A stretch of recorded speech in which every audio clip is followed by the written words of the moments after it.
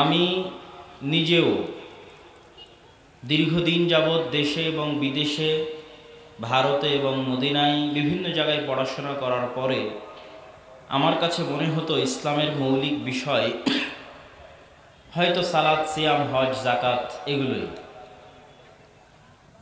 কিন্তু ইউরোপ ভ্রমণের পরে মুসলমান কো মুসলমান কর দিয়া তুফানে মাগরিব নে, আমার কাছে মনে হয়েছে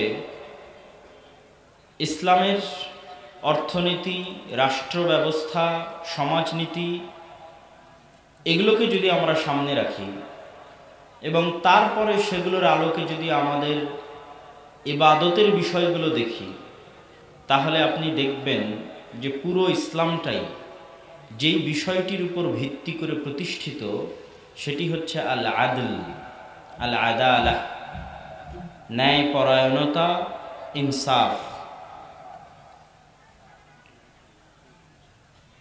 ইন্নাল্লাহ আদল, আল্লাহ সুবহানাহু তাআলা নিজে ন্যায়পরায়ণ এবং তিনি যত প্রকার বিধিবিধান প্রদান করেছেন পৃথিবীতে সবগুলো বিধিবিধান ন্যায়পরায়ণতার মাপকাঠিতে শতভাগ ন্যায়।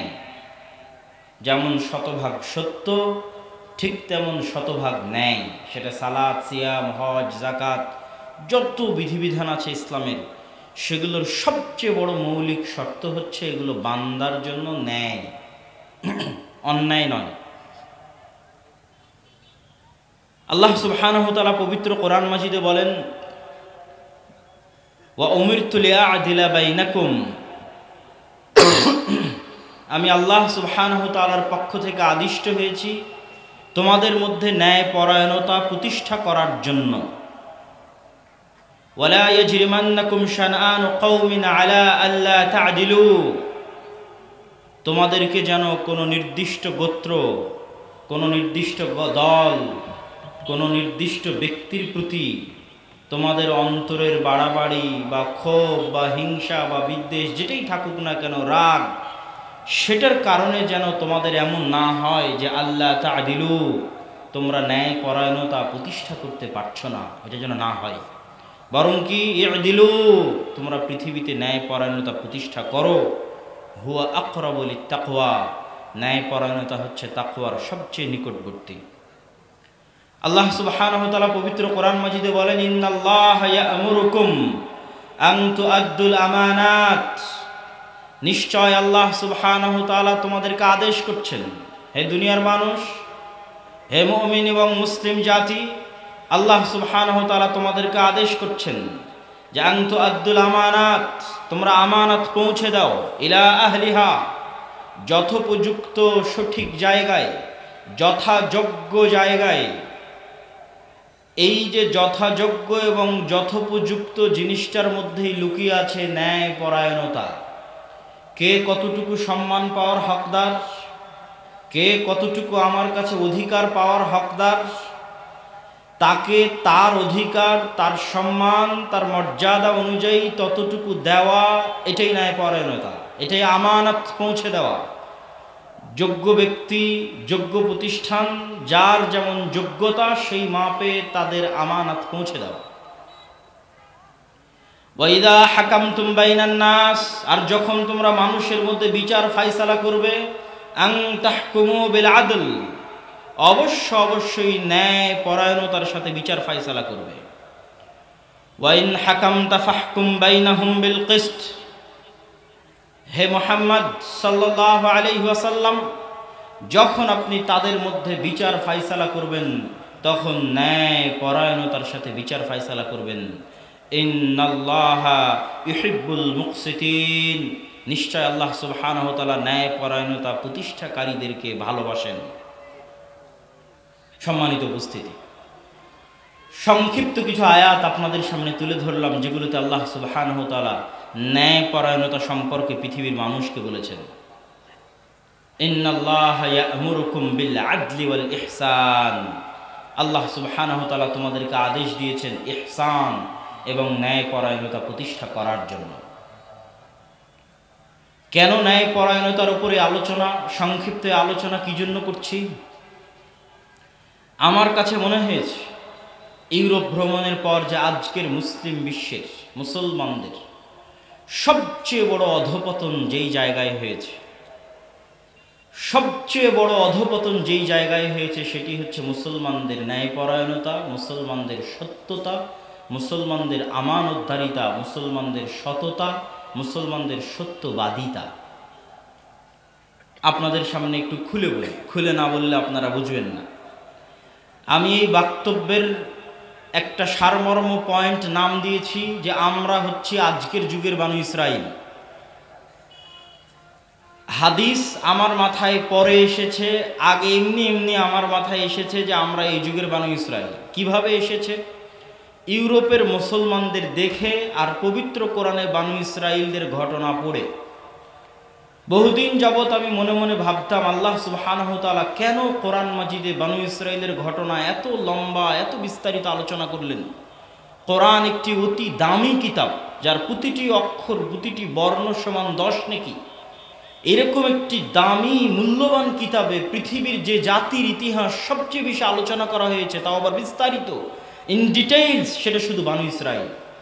আদ সামুদ জাতির ইতিহাস থেকে শুরু করে, কওমে সালেহ থেকে শুরু করে, কওমে লুতের ইতিহাস থেকে শুরু করে, কওমে নূহের ইতিহাস আল্লাহ দুই এক লাইনে বলে শেষ করে দিয়েছেন।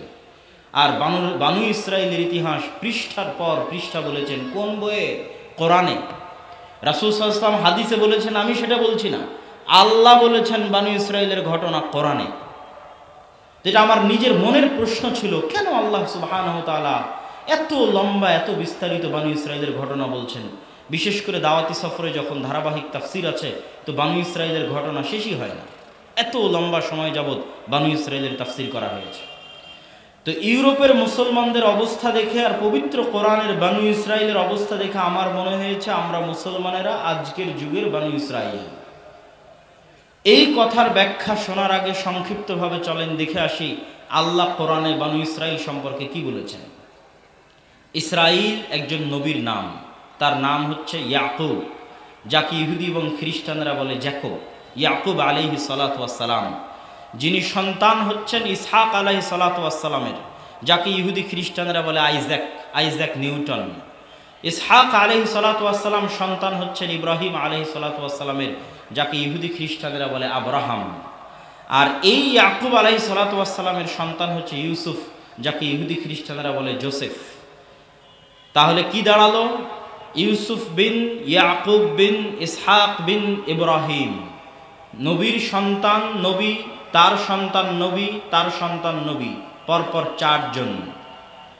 এই ইয়াকুব আলাইহিস সালাতু ওয়াস সালামের সন্তানের সংখ্যা ছিল 12 জন, তথা ইউসুফ আলাইহিস সালাতু ওয়াস সালামের ভাইয়ের সংখ্যা ছিল 11 জন। রাআইতু আহাদা আশারা কাওকাবা, ইউসুফ আলাইহিস সালাতু ওয়াস সালাম স্বপ্নে দেখলেন 11টা তারকা তাকে সিজদা করছে। এই 11টা তারকা মূলত তার 11 ভাই।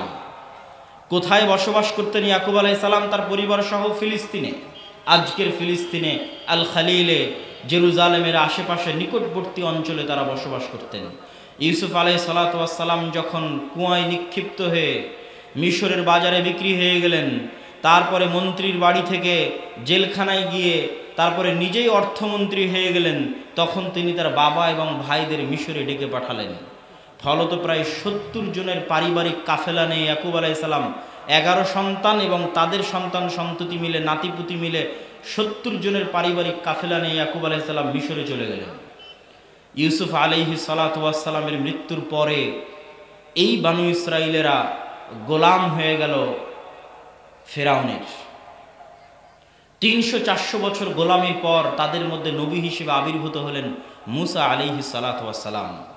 মুসা আলাইহিস সালাতু ওয়াস সালামের সাথে বানু ইসরাইলদের কি ঘটেছে তার দুই একটা কথা আল্লাহ সুবহানাহু ওয়া তাআলা কোরআন মাজিদে বলছেন। যেমন ওয়া ইয নাজ্জাইনাকুম মিন আলি ফিরআউন ইয়াসুমুনাকুম সুআল আযাব ইউযাববিহুনা আবনাআকুম ওয়া ইস্তাহইউনা নিসাআকুম, হে বানু ইসরাইলেরা স্মরণ করো সেই সময়ের কথা যখন আমি ফেরাউনকে সমুদ্রে ডুবিয়ে দিয়েছি আর তোমাদেরকে বাঁচিয়ে দিয়েছি ফেরাউনের কবল থেকে।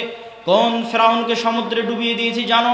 ইযাববিহুনা আবনাআকুম, যেই ফেরাউন তোমাদের সন্তানদের তোমাদের চোখের সামনে জবাই করত। তোমাদের পুরুষ সন্তানদেরকে তোমাদের চোখের সামনে যেই ফেরাউন জবাই করত, তোমাদের কন্যা সন্তানদের যেই ফেরাউন বাঁচিয়ে রাখত, ওই ফেরাউনকে আমি তোমাদের চোখের সামনে ডুবিয়ে দিয়েছি আর সমুদ্রের মধ্যে রাস্তা তৈরি করে তোমাদের বাঁচিয়ে দিয়েছি। সেই নিয়ামত, সেই দয়ার কথা স্মরণ করো। যখন মুসা আলাইহিস সালাম ফেরাউন থেকে পালিয়ে, মিশর থেকে পালিয়ে যাচ্ছিলেন, তখন তিনি মূলত ফিলিস্তিন ফিরে যাচ্ছিলেন। আজও মিশর থেকে ফিলিস্তিন যাওয়ার পথে রাস্তার মধ্যে লোহিত সাগর পড়বে। এই লোহিত সাগরই আল্লাহ রাস্তা তৈরি করে দিয়েছিলেন মুসা আলাইহিস সালাম এবং তার কওম বানু ইসরাইলের জন্য। এই রাস্তা পার হওয়ার পর ফেরাউনকে নিজে চোখে ডুবতে দেখার পর, ফেরাউনকে নিজে চোখে ডুবতে দেখার পর যখন তুর পাহাড়ে আল্লাহ সুবহানাহু ওয়া তাআলা মুসা আলাইহিস সালামের উপর কোরআন তাওরাত অবতীর্ণ করলেন, তখন এই বানু ইসরায়েলরা কি বলল? লান নুমিনা হাত্তা নারাল্লাহা জাহরাতান। মুসা, তোমার আল্লাহ এবং এই তাওরাতের উপর আমরা ততক্ষণ বিশ্বাস স্থাপন করব না যতক্ষণ না তোমার আল্লাহকে আমরা স্বচক্ষে না দেখছি। বলেন নাউজুবিল্লাহ। অথচ তারা এখনই ফেরাউনকে চোখের সামনে ডুবতে দেখেছে, অথচ তারা এখনই, তাদের জন্য আল্লাহ সমুদ্রের মধ্যে রাস্তা তৈরি হয়েছিল, এই রাস্তা দিয়ে ওরা পার হয়ে এসেছে। পার হয়ে আসার পর তাওরাত তুর পাহাড়ে অবতীর্ণ হওয়ার পর বলছে বিশ্বাস করব না যতক্ষণ না চোখে না দেখব। বিশাল সিনাই মরুভূমি, আজও লোহিত সাগর পার হওয়ার পর থেকে নিয়ে ফিলিস্তিনে ঢোকার আগ পর্যন্ত, ইসরায়েলে ঢোকার আগ পর্যন্ত, গাজায় ঢোকার আগ পর্যন্ত বিশাল মরুভূমি। এই মরুভূমিতে পানির কোনো ব্যবস্থা নাই, আর লোহিত সাগরের পানি পান করা যায় না। তখন বানু ইসরাইল মুসা আলাইহিস সালামকে কি বলল? ওয়াইজ ইসতাসকা মুসা লিকাওমিহি ফাকুল নাজরিব বিআসাকাল হাজার ফানফাজারাত মিনহু ইসনাতা আশারাতা আইনা ক্বাদ আলিমা কুল্লু উনাসিম মাশরাবাহুম। বানু ইসরাইল মুসা আলাইহিস সালামকে বলল আমাদের জন্য পানির ব্যবস্থা করে দেন। আমি আল্লাহ মুসাকে বললাম, মুসা তোমার হাতের লাঠি পাথরে আঘাত করো। মুসা আলাইহিস সালাম তার হাতের লাঠি পাথরে আঘাত করলেন, পাথর ফেটে ঝর্ণাধারা প্রবাহিত হলো। সেই ঝর্ণাধারা থেকে তারা পানি পান করলো। আল্লাহ সুবহানাহু ওয়া তাআলা তাদের খাবারের ব্যবস্থার জন্য আসমান থেকে, জান্নাত থেকে মান্না এবং সালওয়া নামক খাবার পাঠিয়ে দিলেন। মান্না এবং সালওয়া কি? পৃথিবীর সবচেয়ে দামি মাশরুম, যার কেজি প্রতি দাম 5 লক্ষ টাকা। আর দামি কোয়েল পাখির মতো ছোট সাইজের পাখি, এই পাখি আকাশ থেকে উড়ে এসে তাদের গাছে বসতো, সেই পাখি ধরে তারা জবাই করত, আর এই দামি মাশরুমের সাহায্যে তারা সেই পাখির গোস্ত ভক্ষণ করত। এটাই ছিল মান্না সালওয়া, যেটা আল্লাহ জান্নাত থেকে পাঠিয়েছিলেন। মান্না সালওয়া থাকার পরে এবং আল্লাহর প্রদত্ত পাথরের ঝর্ণা থাকার পরে তারা কি বলল? ওয়াইজ কুলতুম ইয়া মুসা লান নাসবিরা আলা তুআমিন ওয়াহিদ ফাদউ লানা রাব্বাক ইখরিজ লানা মিম্মা তুমবিতুল আরজ। মুসা, তোমার আল্লাহকে বলো আমাদের এই এক খাবার প্রতিদিন ভালো লাগে না, তোমার আল্লাহ যেন আসমান থেকে, তোমার আল্লাহ যেন এই জমিন থেকে এমন কিছু খাবার উৎপন্ন করে যে খাবারগুলো আমরা পছন্দ করি, শাক সবজি, ডাল, শসা, পেঁয়াজ, রসুন, এই ধরনের খাবার তোমার আল্লাহকে বলো যেন জমিন থেকে উৎপন্ন করে দেয়। বলেন নাউজুবিল্লাহ। জান্নাতের খাবার থাকার পরেও, আল্লাহর পক্ষ থেকে পানি থাকার পরেও তারা মুসা আলাইহিস সালামের কাছে এই দাবি করে বসলো। মুসা আলাইহিস সালাম আল্লাহর পক্ষ থেকে তাদেরকে আদেশ দিলেন, তোমরা ফিলিস্তিন বিজয় করো, ফিলিস্তিনে তোমাদের জন্য যা চাইবা তাই উর্বর ভূমি তোমরা আবাদ করতে পারবে। ফিলিস্তিনে শক্তিশালী আমালেকা গোত্র আছে, যুদ্ধ করে বিজয় করো। তখন বানু ইসরাইল উত্তরে বলল, ইযহাব আনতা ওয়া রাব্বুকা ফাকাতিলা। মুসা, আপনি এবং আপনার আল্লাহ গিয়ে যুদ্ধ করেন, যুদ্ধে যেদিন বিজয় হয়ে যাবে সেই দিন আমাদের বলবেন, আমরা তখন আসবো। বলেন নাউজুবিল্লাহ। এই বানু ইসরাইল কারা? যারা মুসা আলাইহিস সালামের সাথে এই ধরনের ব্যবহার করছে। ওয়াইদ ওয়া'আদনা মুসা 40 লাইলা, 40 দিন 40 রাতের জন্য যখন আমি মুসা আলাইহিস সালামকে ডেকেছি তুর পাহাড়ে ইবাদত করার জন্য, ফাত্তাখাযতুমুল ইজল, তোমরা বাছুরের পূজা করা শুরু করেছো, 1 সেকেন্ড দেরি করনি, শিরক মূর্তি পূজায় তোমরা লিপ্ত হয়ে গেছো। শুধু তাই নয়, আশ্চর্য হবেন, যখন তারা এই যুদ্ধের আদেশ অস্বীকার করলো, আল্লাহ সুবহানাহু ওয়া তাআলা তাদের উপর 40 বছরের আযাব অবতীর্ণ করলেন। এই 40 বছরের আযাবের মধ্যে মুসা আলাইহিস সালাম মারা গেলেন। মুসা আলাইহিস সালামের মৃত্যুর পর নতুন নবী হলেন ইউশা বিন নুন। ইউশা বিন নুনকে, যিনি খিজির আলাইহিস সালামের সাথে দেখা করার জন্য মুসা আলাইহিস সালামের সফর সঙ্গী ছিলেন, যার ব্যাগ থেকে মাছ বের হয়ে গেছিল, সেই ইউশা বিন নুন নবী হলেন। নবী হওয়ার পর বানু ইসরাইল তওবা ইস্তেগফার করলো, এবার যুদ্ধ করবে আমালেকা গোত্রের বিরুদ্ধে। যুদ্ধ করে যুদ্ধে বিজয় লাভ হলো। তাও আবার কিভাবে? আল্লাহ সূর্যকে থামিয়ে দিয়েছিলেন। কোনো বর্ণনায় আছে কয়েক ঘন্টার জন্য, কোনো বর্ণনায় আছে কয়েক রাতের জন্য আল্লাহ সূর্যকে থামিয়ে দিয়েছিলেন যেন তারা জেরুজালেম বিজয় করতে পারে। এই জেরুজালেম বিজয় হয়ে যখন তারা জেরুজালেমে প্রবেশ করবে, আল্লাহ তাদেরকে আদেশ দিচ্ছে, ওয়াদখুলুল বাবা সুজ্জাদা, শোনো বনী ইসরাঈলেরা, তোমরা অনেক অপরাধ করেছো, আল্লাহর সাথে অনেক নিমক হারামি করেছো, অনেক বেঈমানি করেছো, আর নয়, এবার জেরুজালেম তোমাদের বিজয়ের তৌফিক দিয়েছি, তোমরা সিজদারত অবস্থায় মাথা নত করে এই শহরে প্রবেশ করবে। ওয়াকুলু হিত্তাতুন নাগফির লাকুম, আর মুখে উচ্চারণ করবে হিত্তাতুন। হিত্তাতুন হিব্রু ভাষা, যার আরবি হচ্ছে আস্তাগফিরুল্লাহ, যে হে আল্লাহ আমাকে ক্ষমা করুন। তোমরা হিত্তাতুন বলবে, নাগফির লাকুম, আমি তোমাদের ক্ষমা করে দেব। জানেন তারা কি করেছিল? আল্লাহর এই আদেশ পাওয়ার পর বনী ইসরাঈলেরা জেরুজালেমে প্রবেশ করেছিল উল্টাভাবে। আল্লাহ বলেছিল মাথা নিচু করে প্রবেশ করতে, এরা পিছন সাইড আগে দিয়ে মাথা উঁচু করে জেরুজালেমে প্রবেশ করেছিল, বলেন নাউজুবিল্লাহ। এবং মুখে হিত্তাতুন উচ্চারণ না করে উচ্চারণ করেছিল হিনতাতুন। হিনতাতুন মানে গম। এই ঘটনাগুলো আল্লাহ নিজে কোরআনে বর্ণনা করছেন। এতক্ষণ পর্যন্ত যত ঘটনা বনী ইসরাঈলের আমি আপনাকে বলছি, এগুলো আল্লাহ বর্ণনা করেছে কোরআনে। কেন বনী ইসরাঈলের ঘটনা আল্লাহ সুবহানাহু ওয়া তাআলা কোরআন মাজিদে বর্ণনা করলেন এভাবে এত বিস্তারিত? পৃথিবীর আর কোনো জাতির ঘটনা বর্ণনা করলেন না। বনী ইসরাঈলের আরেকটা ছোট্ট ঘটনা বলে আজকে আমাদের এই পয়েন্টের আলোচনার আমরা শেষের দিকে চলে যাব। ওয়ালাকাদ আলিমতুমুল্লাযীনা আ'তাদাউ মিনকুম ফিস সাবত ফাকুলনা লাহুম কুনু কিরাদাতান খাসিন। দাউদ আলাইহিস সালাতু ওয়াস সালাম জাবুর তেলাওয়াত করতেন। মাছেরা জাবুরের তেলাওয়াত শোনার জন্য নদী এবং সমুদ্রের পাশে ভিড় করত। শনিবারের দিন সেই মাছগুলোকে বনী ইসরাঈল শিকার করত। আল্লাহ নিষেধ করলেন শনিবারের দিন তোমরা মাছ শিকার করবে না, কেননা এই মাছগুলো আল্লাহর বাণী শোনার জন্য এসেছে। বনী ইসরাঈলেরা কি করলো? তারা শনিবারের দিন মাছ শিকার করলো না ঠিকই, কিন্তু শনিবারের দিন জাবুর শুনতে আসা মাছগুলোকে জাল দিয়ে, বেড়া দিয়ে, বানা দিয়ে ঘিরে রেখে দিল। যে ওই ঘিরে থাকা মাছগুলোকে তারা রবিবারের দিন শিকার করলো, বলেন নাউজুবিল্লাহ। তাদের কথা আল্লাহ কোরআনে বলছে যে এই বনী ইসরাঈলেরা ইয়াউমুস সাবত শনিবারের বিধানকে লঙ্ঘন করেছিল, ফলত আমি তাদেরকে কি করে দিয়েছিলাম জানো তোমরা? কুনু কিরাদাতান খাসিন, আমি এই বনী ইসরাঈলকে করে দিয়েছিলাম বানর, শুকুর।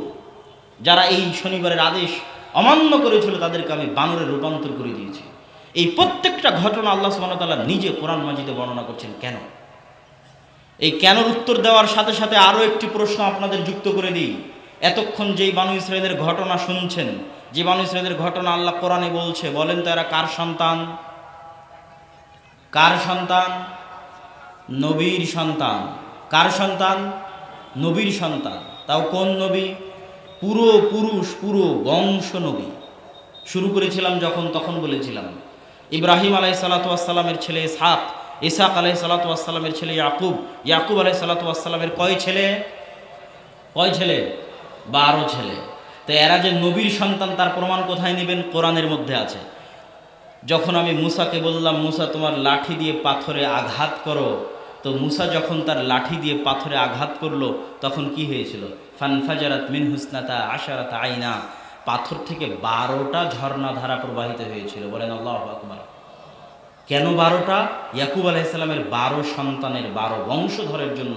ওই 12 সন্তানের সম্মানে, 12 বংশের সম্মানে আল্লাহ 12টা ঝর্ণা ধারা প্রবাহিত করেছে। মুফাসসিরিনে কিরাম সহিহ সূত্রে লিখেছেন যে যখন সমুদ্রের মধ্যে রাস্তা তৈরি হয় মুসা আলাইহিসসালাতু ওয়াসসালামের জন্য, তখন ইয়াকুব আলাইহিসসালাতু ওয়াসসালামের 12 সন্তানের 12 বংশের সম্মানে আল্লাহ লোহিত সাগরের মধ্যে 12টা রাস্তা তৈরি করে দিয়েছিলেন। বলেন আল্লাহু আকবার। এরা নবীর সন্তান। নবীর সন্তানদের আচার ব্যবহার আল্লাহ কোরআন মাজিদে তুলে ধরেছে। কেমনে নবীর সন্তানেরা এরকম হয়ে যেতে পারে? আল্লাহকে বলতে পারে আপনি, এবং নবীকে বলতে পারে আপনি আর আপনার আল্লাহ গিয়ে যুদ্ধ করেন, যুদ্ধ শেষ হলে আমরা আসব। কেমনে এত নিমক হারাম হতে পারে? আল্লাহ শনিবারের দিন মাছ শিকার করা নিষেধ করলেন, অথচ তারা শনিবারের দিন ঘিরে রেখে রবিবারের দিন মাছ শিকার করতেছে ওই মাছকে। এত চালাকি, এত পণ্ডিতি কেন? সম্মানিত উপস্থিতি, তাহলে আমাদের সামনে আজকের আলোচনার সারমর্মের প্রশ্ন দাঁড়ালো দুটো। এক, নবীর সন্তানেরা কেন এমন হয়ে গেল? 2, আমরা কিভাবে বনী ইসরাঈল হয়ে গেলাম, তার প্রমাণ কই? সম্মানিত উপস্থিতি, সবার আগে প্রথম প্রশ্নের উত্তর দিই যে আল্লাহ সুবহানাহু ওয়া তাআলা কোরআন মাজিদে বনী ইসরাঈলের ঘটনা এত লম্বা এই জন্যই আলোচনা করেছে যে উম্মতে মুহাম্মাদও একদিন বনী ইসরাঈলের মতো হয়ে যাবে।